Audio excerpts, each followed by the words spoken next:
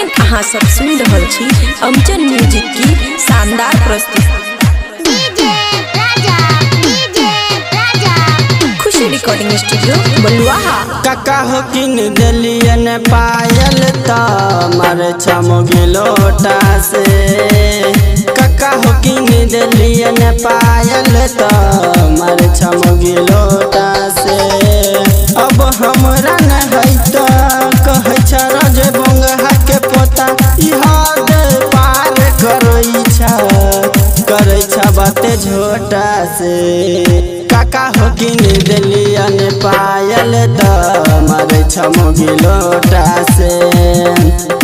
काका हो किन दिलियन पायल तमर छमोगी लोटा से।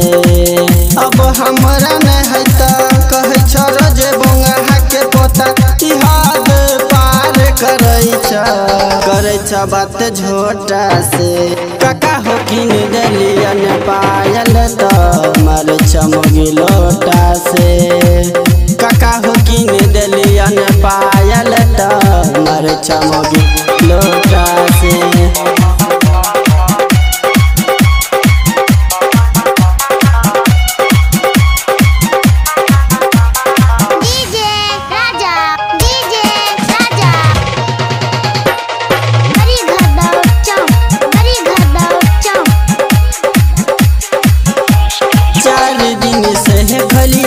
खाना कर मान हो एको गो नहीं बाते मन जीदी जना हो। अब दूसरा तू खोज लगे बोझा फसल का सब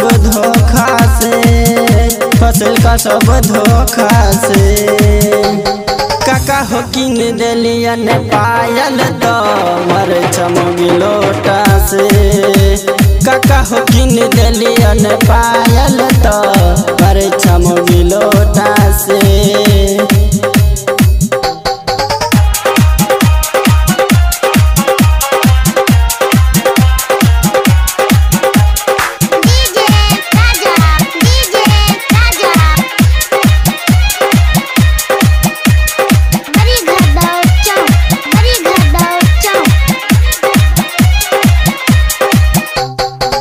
बात बात पौ कटै छल हमरा नाम